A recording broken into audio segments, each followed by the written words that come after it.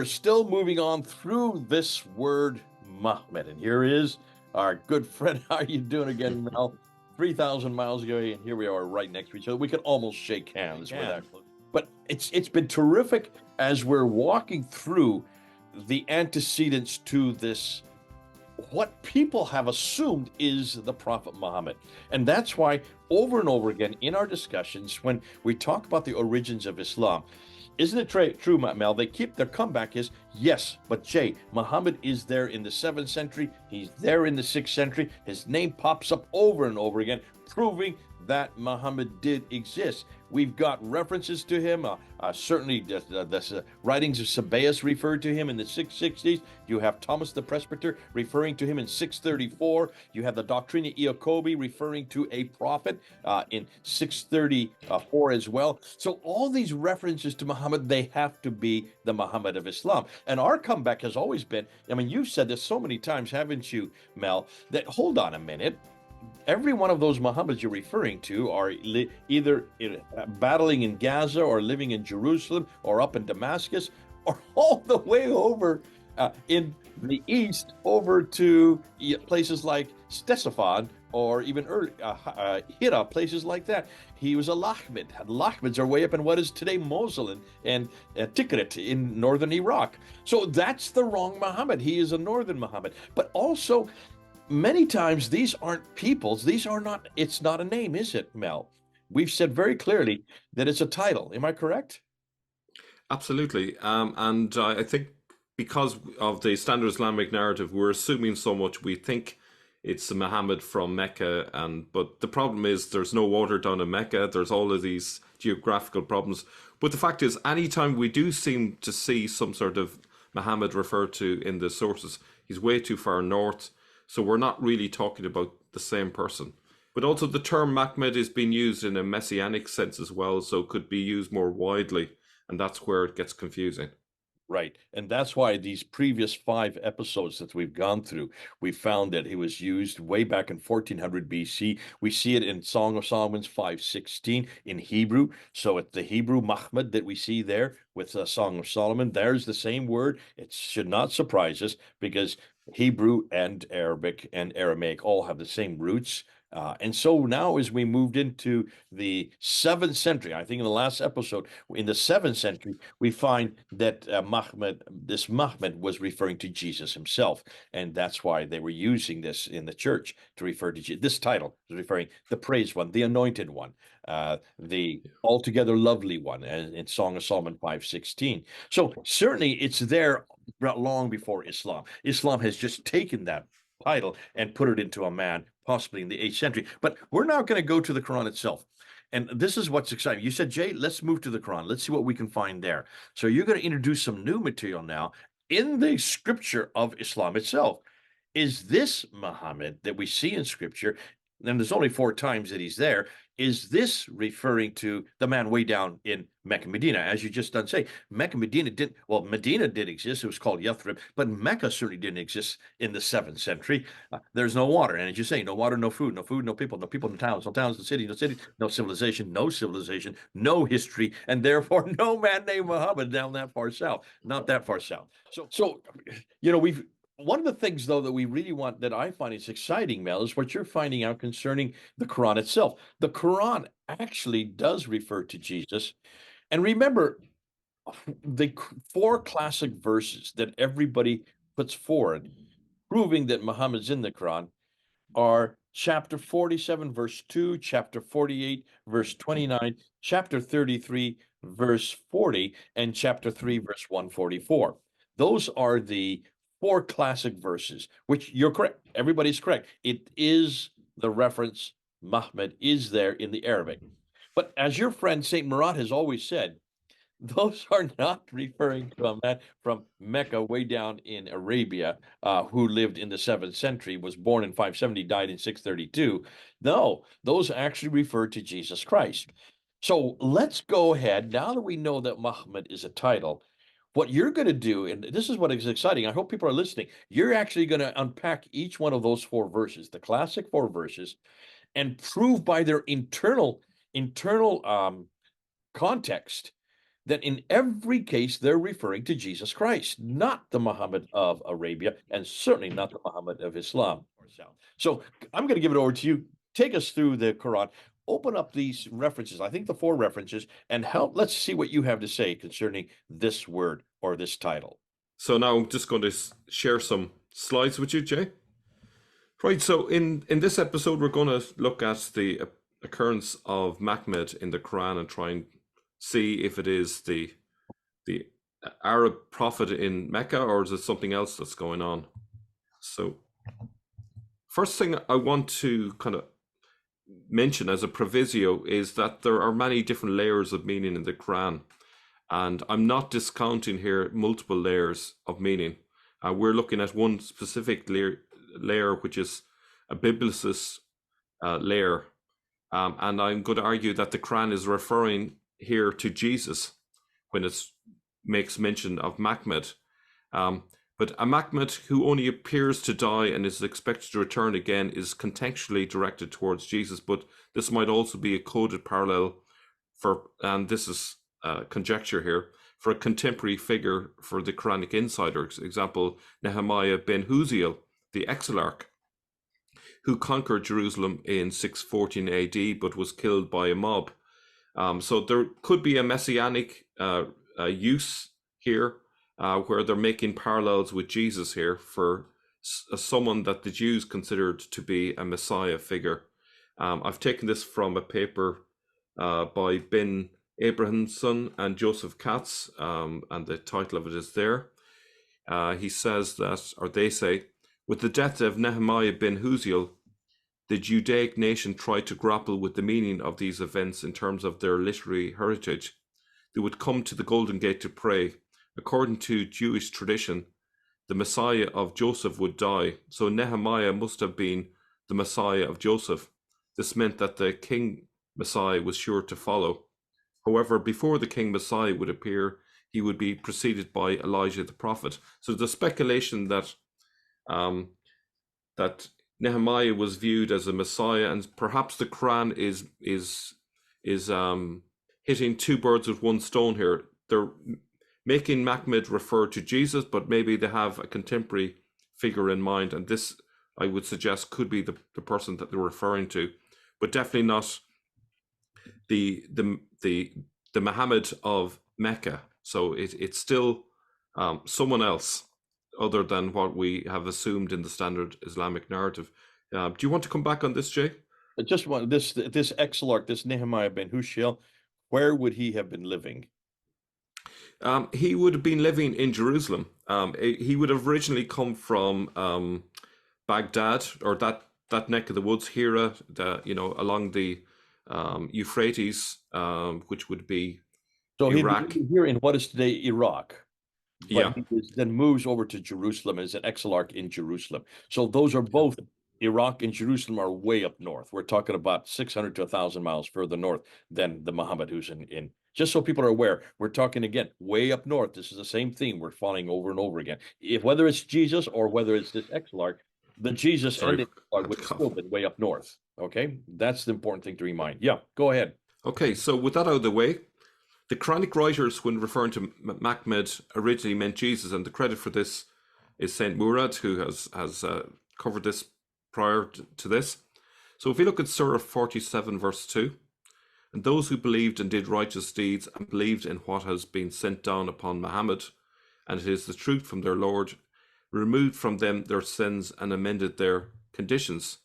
Now, the suggestion here is that it makes more sense that this is actually about Jesus, because I've never heard of Muhammad removing anyone's sins. He couldn't even remove his own sins, nor did he get people to amend their condition. If we think about Jesus, it makes a lot more sense, because if you look at Mark 2:10, Jesus said, "But I want you to know that the Son of Man has authority on earth to forgive sins." And Matthew 4:17, from that time on, Jesus began to preach, "Repent, for the kingdom of heaven has come near." So these 2 verses connect, obviously, with Jesus.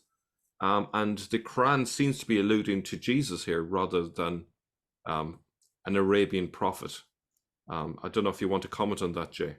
No, this is great. So what you're saying is just by looking at the content of the surah itself, put the content in its context, in the context in the 7th century for this one who uh, eradicates sin has to be Jesus Christ. So that would make sense that Muhammad, the anointed one, the praised one, the Messiah, because that's another reference you could put for Muhammad. It would have to be Jesus, certainly at this time period.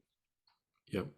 Now, just one little note, when it does refer to Jesus, it may not be an orthodox idea of Jesus. It could be very much a heretical, but at least it is referring to Jesus here. So just to be, The difficulty with that, the only thing that I'd come back to you on that is if it's a heretical view of Jesus, remember the real strongest heretical view of Jesus would be the Arian view of Jesus, that he was not God and he was not part of the Trinity. If that is so, how could if a prophet may forgive sins?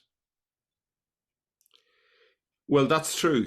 So it's possible that that the Quran is referencing lots of different points of view, not necessarily one consistent view.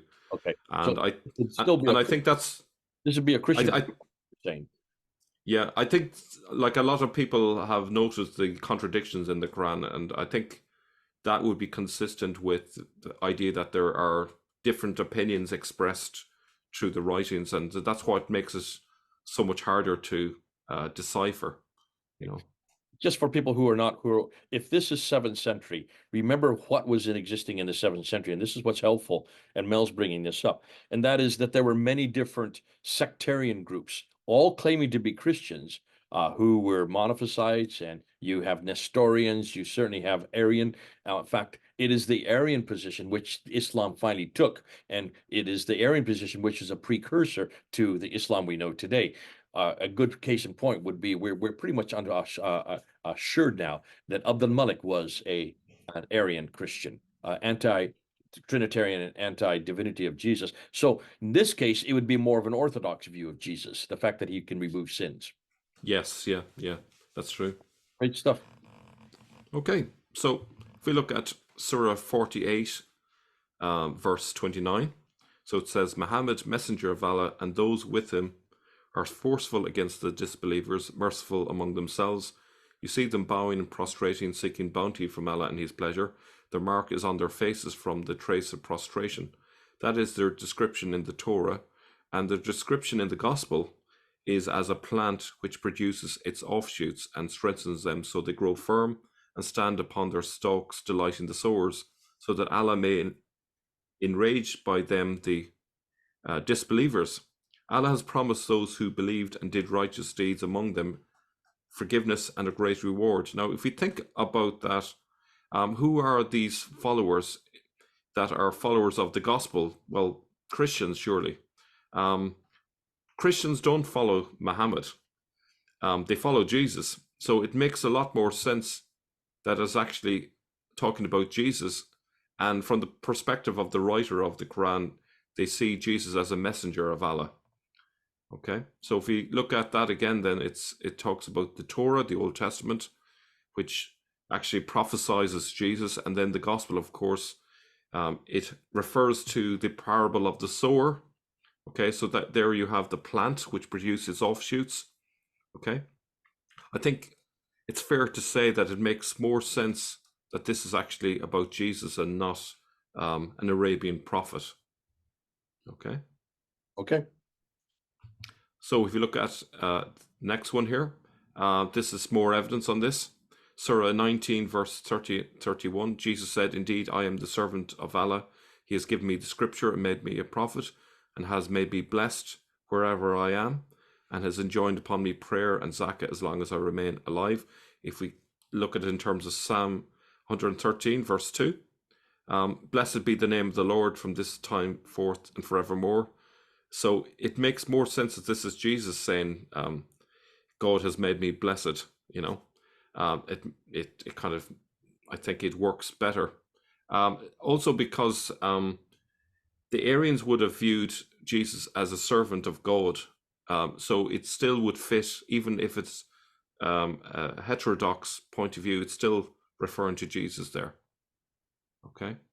So if we look at Surah 33, verse 40, it It says, Muhammad was not the father of any of your men, but Allah's messenger and seal of the prophets, and Allah has of everything knowing.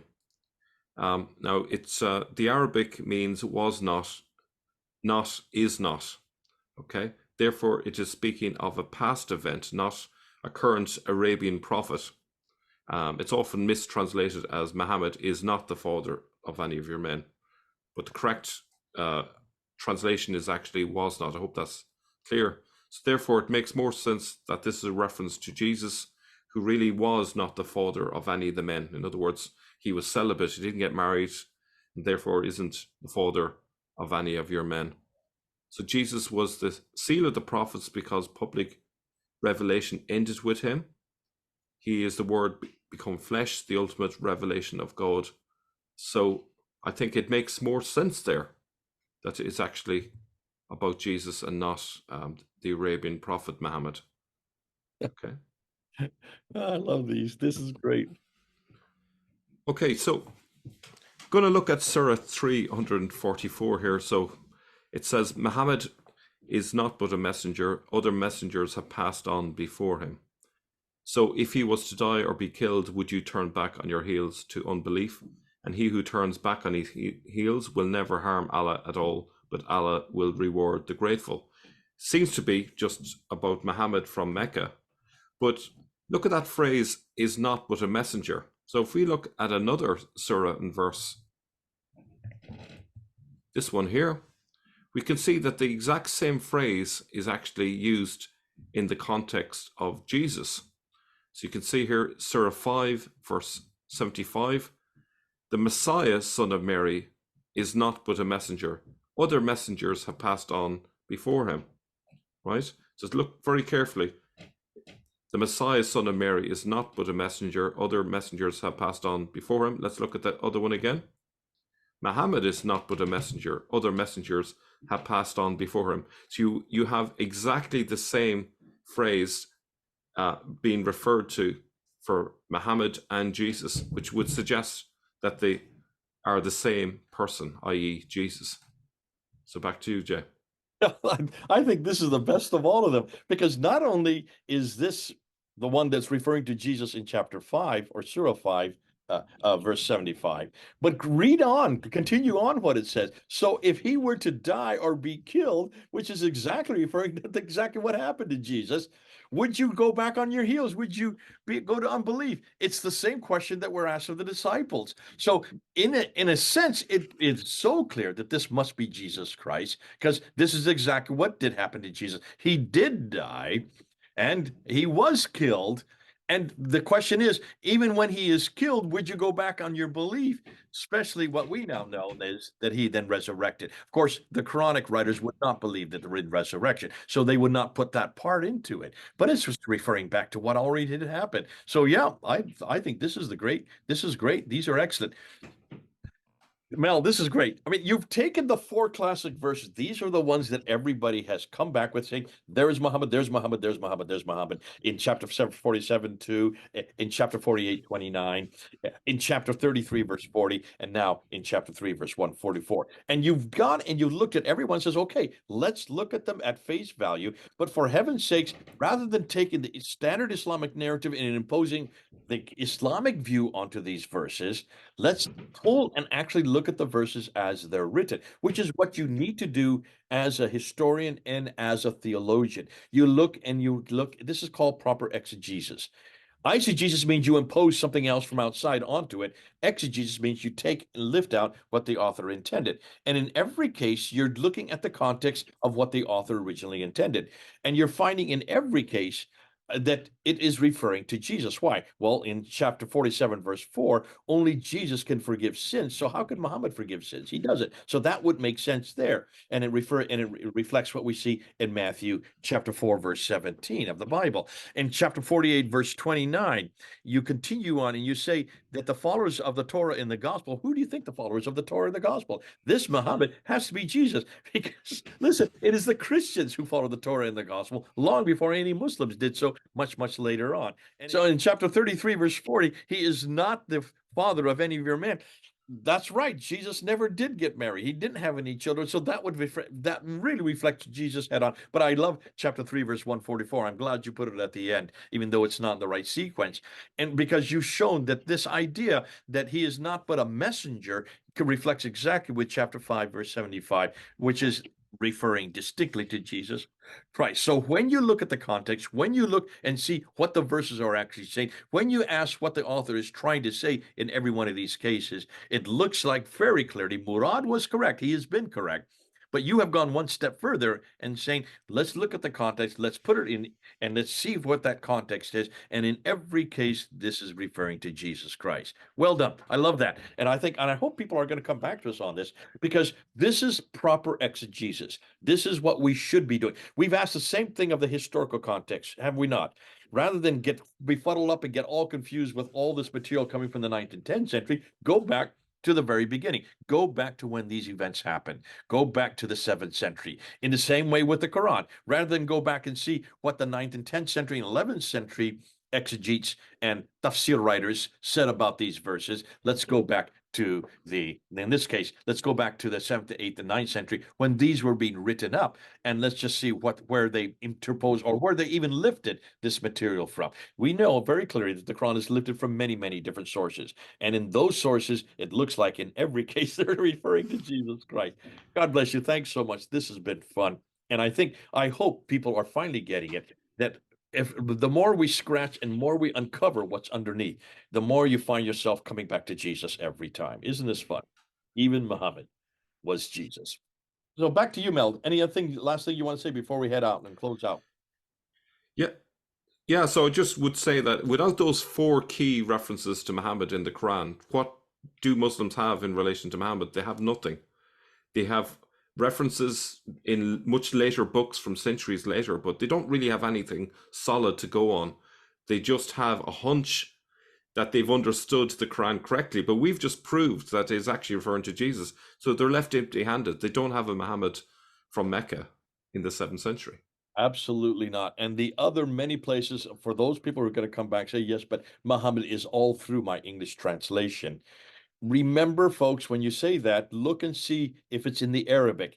And anytime you see the Muhammad in parentheses in the English translation, that means it is introduced there by those who are publishing or who are printing those Qurans. They have to impose Muhammad there because, again, that's the tradition imposing that Muhammad onto those verses. That name Muhammad is not in the Arabic text. There are only 4 places where it's in the Arabic text. And if we now find that really these 4 references are all to do with Jesus, you're correct, Mel. Where are the Muslims going to go to find Muhammad in the Quran? He's just not there. He's just not there. Jesus is there. All the other prophets are there many, many more times, but not Muhammad. God bless you. Thanks so much, Mel. This is until the next episode. So what are we going to do in the next episode? So the next episode, I'm going to be looking at the idea of the angel of God is actually in the Quran. That's the next part. Here we go. Okay. Until next time, then, this is Mel and me. Over and out.